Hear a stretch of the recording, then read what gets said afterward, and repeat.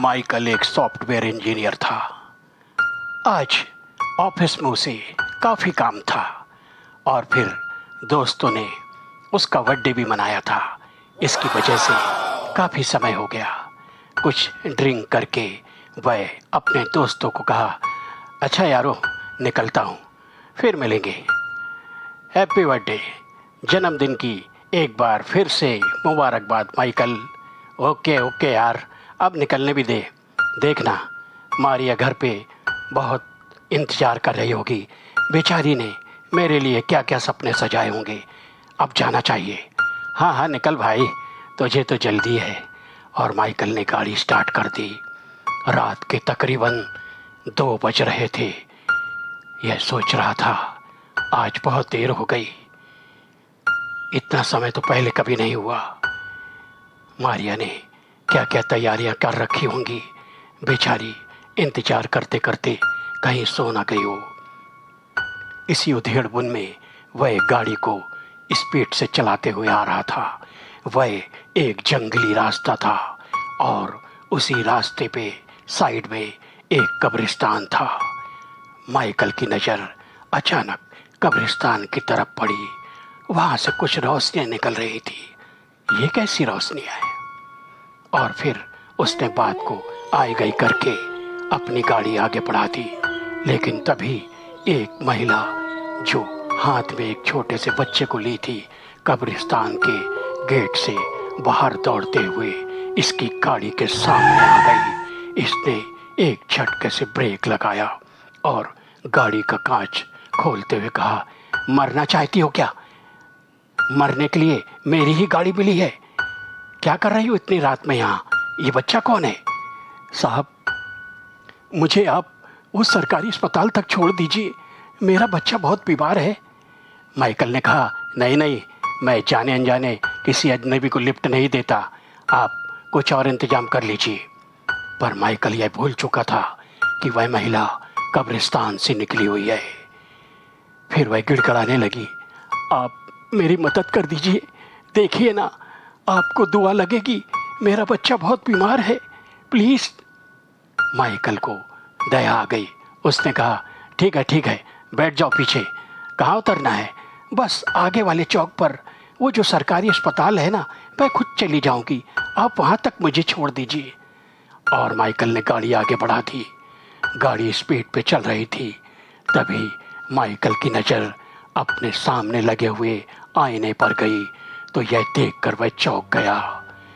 वह महिला उस बच्चे को ऐसे चाट रही थी जैसे कि वह बीमार ही ना हो, उसे प्यार कर रही हो। तभी माइकल ने ब्रेक लगाया और कहा, उतर जाओ गाड़ी से उतर जाओ। क्यों, क्या हुआ साहब? तुम्हारा बच्चा बीमार है? मुझे तो नहीं लगता है। तुम तो उसे ऐसे चूम चाट रही हो जैसे कि वह तंदुरुस्त हो, स्वस्थ हो।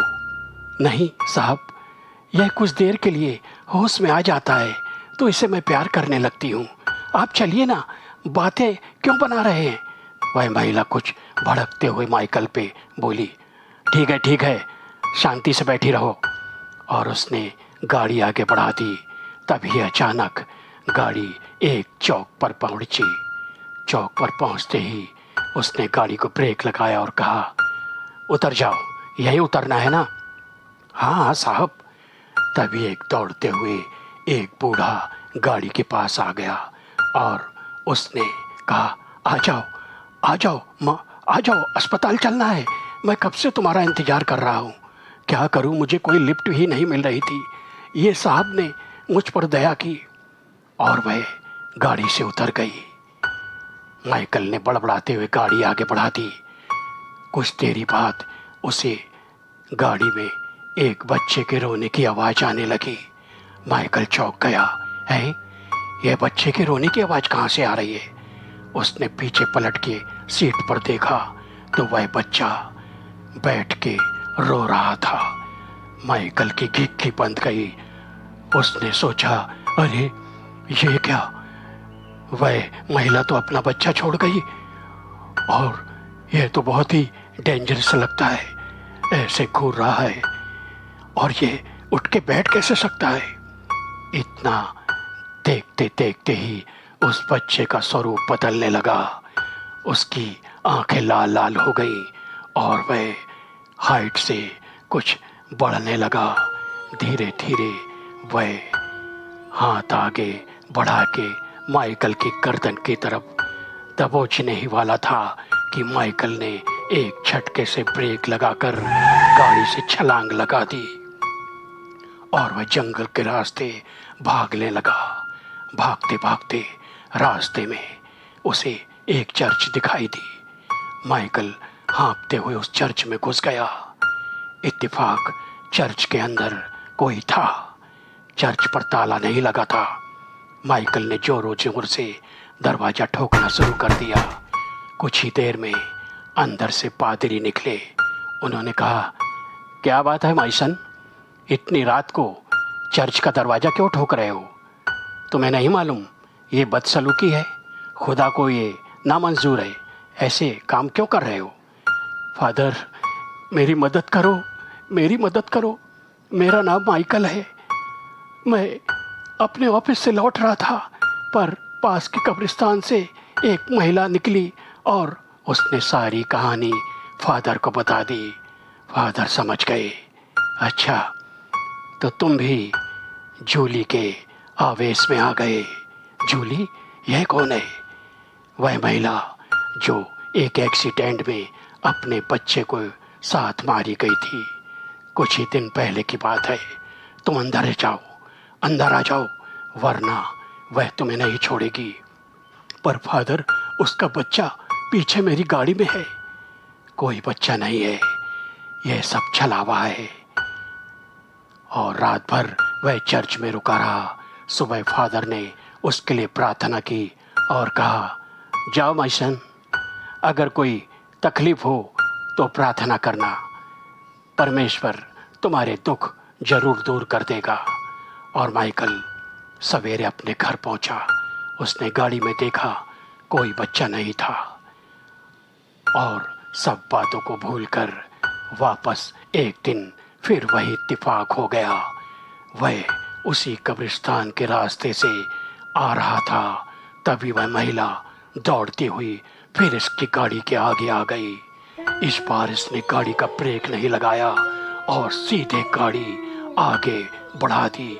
वह महिला एक हवा के जैसे गायब हो गई। फिर अचानक इसकी बगल की सीट में आकर बैठ गई।